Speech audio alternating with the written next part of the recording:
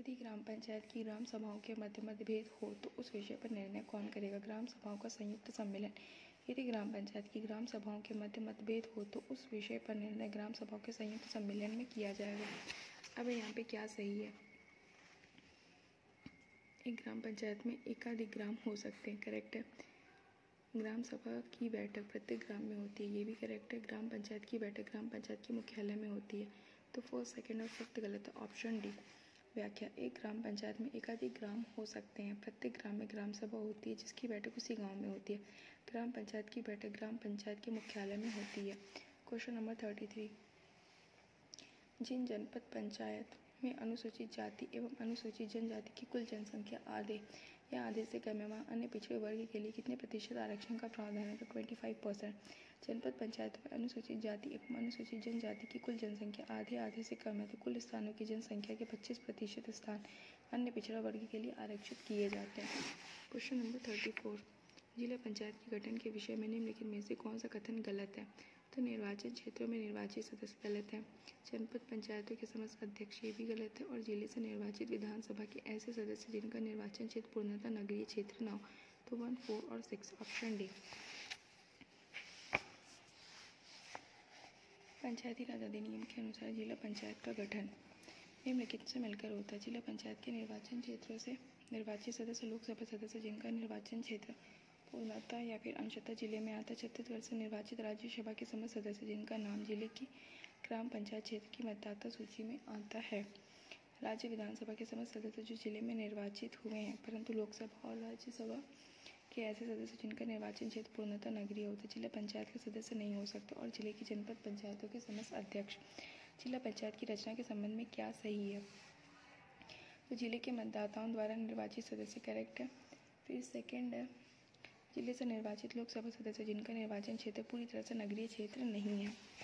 यहाँ से देखेंगे 5, विधानसभा सदस्य जो उस जिले से निर्वाचित है और जिनका निर्वाचन क्षेत्र पूरी तरह से नगरीय क्षेत्र नहीं है। जिले के जनपद पंचायतों के सभी अध्यक्ष, ऑप्शन डी 1, 3, 5 और 6। जिला पंचायत की संरचना के संदर्भ में क्या सही नहीं है? तो निर्वाचन क्षेत्रों से निर्वाचित किए गए सदस्य लोकसभा के समस्त ऐसे सदस्य जो संसदीय निर्वाचन क्षेत्रों का प्रतिनिधित्व करते पूर्णतः या अंशतः जिले के भाग है। और थर्ड, राज्य से निर्वाचित राज्यसभा के समस्त ऐसे सदस्य जिनका नाम जिले की मतदाता सूची में प्रकाशित हो, ऑप्शन ए फर्स्ट, सेकंड और थर्ड। अब यहाँ देखेंगे जिला पंचायत में पदेन सदस्य कौन होते हैं? तो लोकसभा के सदस्य जो जिला पंचायत के सदस्य हैं, राज्यसभा के सदस्य जो जिला पंचायत के सदस्य हैं, राज्य विधानसभा के सदस्य जो जिला पंचायत के सदस्य हैं और जनपद पंचायत के अध्यक्ष। तो ऑप्शन बी 2, 3, 4 और 5। जनपद पंचायत के संगठन के विषय में सही क्या है? तो निर्वाचन क्षेत्रों में निर्वाचित सदस्य, राज्य विधानसभा के समस्त ऐसे सदस्य जो ऐसे निर्वाचन क्षेत्रों से जो पूर्णतः या अंशतः खंड के भीतर पड़ते निर्वाचित हुए हैं। और फिफ्थ, जनपद पंचायत क्षेत्र में स्थित समस्त ग्राम पंचायतों में 20% सरपंच, ऑप्शन ए। व्याख्या देखेंगे, जनपद पंचायत निम्नलिखित से मिलकर बनती है। जनपद के निर्वाचन क्षेत्रों से निर्वाचित सदस्य, राज्य विधानसभा के ऐसे सदस्य जिनका निर्वाचन क्षेत्र जनपद पंचायत के निर्वाचन क्षेत्र के भीतर आता है। और जनपद पंचायत के क्षेत्र के भीतर के सरपंचों का 20% चक्रानुक्रम से 1 वर्ष की कालावधि के लिए। अब जनपद पंचायत की रचना के विषय में क्या सही है? तो निर्वाचन क्षेत्र से चुने गए सदस्य, करेक्ट है। जनपद क्षेत्र से वे विधायक जो ग्रामीण क्षेत्र का प्रतिनिधित्व करते हैं। और 6 जनपद क्षेत्र का 1/5 सरपंच, मीन्स ऑप्शन बी। जनपद पंचायत के विषय में क्या सही है? तो इनकी सदस्य संख्या न्यूनतम और अधिकतम 10 से 25 हो सकती है। इसमें वार्ड से निर्वाचित व्यक्ति सदस्य बनते हैं 2, 3 और यहाँ से इसमें 20% सरपंच पदेन सदस्य होते हैं। तो ऑप्शन डी 2, 3 और 5। जनपद पंचायत के विषय में सही कथन, इसकी सदस्य संख्या न्यूनतम और अधिकतम 10 से 25 हो सकती है। इसमें वार्ड से निर्वाचित व्यक्ति सदस्य बनते हैं। जनपद पंचायत के क्षेत्र में भीतर के ग्राम पंचायतों के 20% सरपंच पदेन सदस्य होते हैं। अब निम्नलिखित में से कौन सा कथन छत्तीसगढ़ में ग्राम पंचायतों के गठन के संबंध में सत्य है? तो ग्राम पंचायत में उप सरपंच का चुनाव चुने हुए पंचों में से किया जाता है। व्याख्या, छत्तीसगढ़ पंचायती राज अधिनियम के अनुसार प्रत्येक ग्राम पंचायत निर्वाचित पंचों और सरपंच से मिलकर बनती है। ग्राम पंचायत में से एक या एक से अधिक गाँव होते हैं। ग्राम पंचायत के सरपंच का जनता द्वारा प्रत्यक्ष चुनाव होता है। ग्राम पंचायत में अनुसूचित जाति, अनुसूचित जनजाति, पिछड़ा वर्ग एवं महिलाओं के लिए आरक्षण का प्रावधान है। ग्राम पंचायत में उप सरपंच का चुनाव चुने हुए पंचों में से किया जाता है। छत्तीसगढ़ में ग्राम पंचायतों के संबंध में निम्नलिखित में से कौन सा कथन असत्य है? तो ग्राम पंचायतों का सरपंच, उप सरपंच तथा पंच सभी प्रत्यक्ष निर्वाचित पदाधिकारी होते हैं। व्याख्या: छत्तीसगढ़ में ग्राम पंचायतों के संबंध में सत्य। ग्राम पंचायतों का गठन एक या एक से अधिक ग्रामों को मिलाकर किया जाता है। ग्राम पंचायतों के सरपंच तथा पंच प्रत्यक्ष निर्वाचित होते हैं, जबकि उप सरपंच का प्रत्यक्ष निर्वाचन होता है। ग्राम पंचायतों में अनुसूचित जाति, जनजाति, पिछड़ा वर्ग तथा महिलाओं के लिए आरक्षण की व्यवस्था है। ग्राम पंचायतों की बुनियादी इकाई ग्राम होती है। ग्राम पंचायतों को कड़ारोपण तथा कल्याणकारी योजनाओं के क्रियान्वयन का अधिकार है।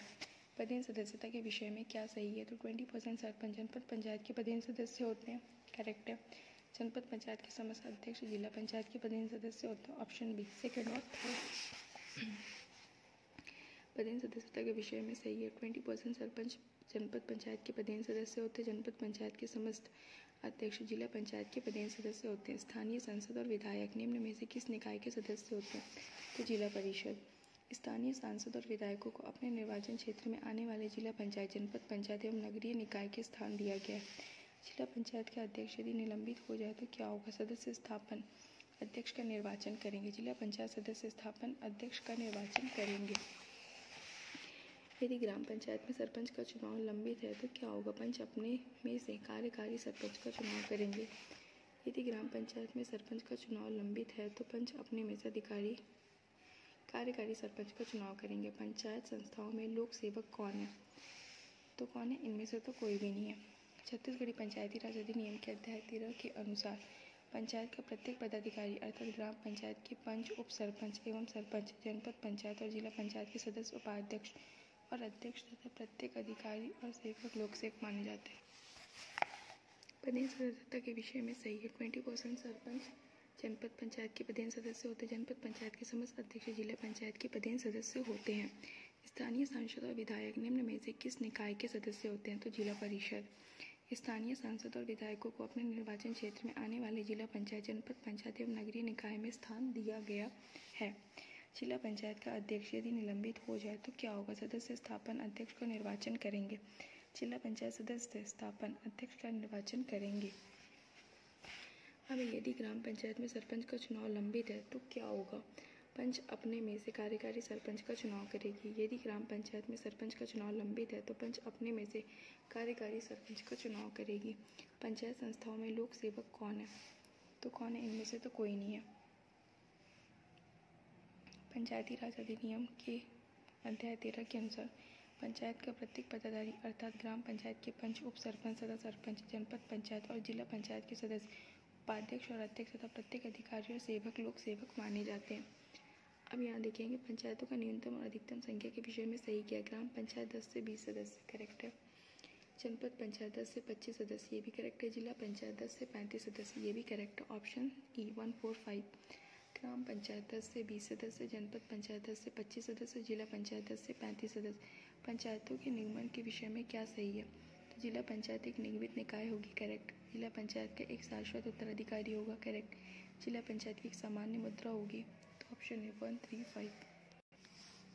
पंचायतों के निगमन के विषय में सही है। जिला पंचायत एक निगमित निकाय होगी, जिला पंचायत का एक शाश्वत उत्तराधिकारी होगा, जिला पंचायत की एक सामान्य मुद्रा होगी। Question number 50। पंचायतें यदि समय से पहले भंग होती है तो कितने समय के भीतर उनका चुनाव होना अनिवार्य है? 6 महीने के भीतर। पंचायतें समय से पहले भंग होती है तो 6 महीने के भीतर चुनाव होना अनिवार्य है। वैध क्या नहीं है? एक महिला सरपंच ग्राम पंचायत और जनपद पंचायत की बैठकों में भाग लेने के लिए अपने पति को नामित कर सकती है। एक महिला सरपंच ग्राम पंचायत और जनपद पंचायत की बैठकों में भाग लेने के लिए अपने पति का नामित कर सकती है। जनपद पंचायत के विषय में क्या सही है? तो निर्वाचित सदस्य, अध्यक्ष और उपाध्यक्ष का नाम प्रकाशित किया जाएगा, करेक्ट। उक्त प्रकाशन में 30 दिन के भीतर जनपद पंचायत की बैठक बुलाई जाएगी, करेक्ट। प्रथम सम्मेलन की तिथि से 5 वर्ष की अवधि की गणना की जाती है। ऑप्शन सी 1, 2 और 5।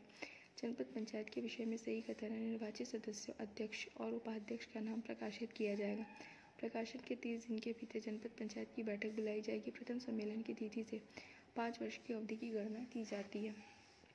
ग्राम पंचायत के विषय में क्या सही नहीं है? तो ग्राम पंचायत में यदि 15 पंच निर्वाचित है तो 5 पंच मनोनीत किए जाते, गलत। जनपद पंचायत अध्यक्ष 5 पंचों को नामित करता है, गलत। मनोनीत सदस्य बैठक में भाग लेते हैं और मतदान कर सकते हैं, तो 2, 3 और 6 गलत है। ग्राम पंचायत के विषय में सही है। ग्राम पंचायत में न्यूनतम 10 से लेकर अधिकतम 20 पंच हो सकते हैं। पंचों के निर्वाचन में समान मत वाले आने पर लाट द्वारा निर्णय होता है। 54 ग्राम सभा की परिभाषा के संदर्भ में रिक्त स्थानों की पूर्ति कीजिए। ग्राम पंचायत क्षेत्र के भीतर समाविष्ट किसी वन ग्राम या राजस्व ग्राम आएगा। ग्राम पंचायत क्षेत्र के भीतर समाविष्ट किसी वन ग्राम तथा राजस्व ग्राम से संबंधित निर्वाचक नामावली में पंजीकृत व्यक्तियों में मिलकर बनने वाला कोई निकाय ग्राम सभा है। अब ग्राम सभा के सदस्य के रूप में कौन पंजीकृत हो सकता है? ग्राम में रहने वाला व्यक्ति जो विधानसभा निर्वाचक नामावली में पंजीकृत किए जाने के लिए है। ग्राम सभा के सदस्य के रूप में ग्राम में रहने वाला व्यक्ति जो विधानसभा निर्वाचक नामावली में पंजीकृत किए जाने वाला है पंजीकृत हो सकता है। अब यदि कोई जनपद सदस्य उस जनपद को छोड़कर दूसरे जनपद में रहना शुरू कर दे तो क्या होगा? वह सदस्य नहीं रहेगा।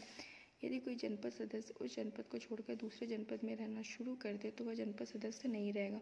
यदि जिला पंचायत का अध्यक्ष निलंबित हो जाए तो सदस्यगण स्थापन अध्यक्ष का निर्वाचन करेंगे। यदि सरपंच का चुनाव किन्हीं से लंबित है तो सरपंच के रूप में कौन काम करेगा? ग्राम पंचायत द्वारा निर्वाचित एक पंच। सरपंच का चुनाव लंबित हो तो सरपंच के रूप में ग्राम पंचायत द्वारा निर्वाचित एक पंच काम करेगा। सरपंच पद के प्रत्यावर्तन के विषय में क्या सही है? सरपंच को कार्यकाल के दौरान प्रत्यावर्तित किया जा सकता है। सरपंच को कार्यकाल के आधे समय के बाद प्रत्यावर्तित किया जा सकता है। प्रत्यावर्तित करने के आवेदन पर ग्राम सभा के 1/3 सदस्यों का हस्ताक्षर आवश्यक है और सरपंच उक्त प्रत्यावर्त के विरुद्ध कलेक्टर के समक्ष याचिका पेश कर सकता है। सरपंच के प्रत्यावर्तन संबंधी प्रावधान कार्यकाल के दौरान प्रत्यावर्तित किया जा सकता है। कार्यकाल के आधे समय के बाद प्रत्यावर्तित किया जा सकता है। प्रत्यावर्तित करने के आवेदन पर ग्राम सभा के 1/3 सदस्य का हस्ताक्षर आवश्यक है। सरपंच प्रत्यावर्तन के विरुद्ध कलेक्टर के समक्ष याचिका प्रस्तुत कर सकता है।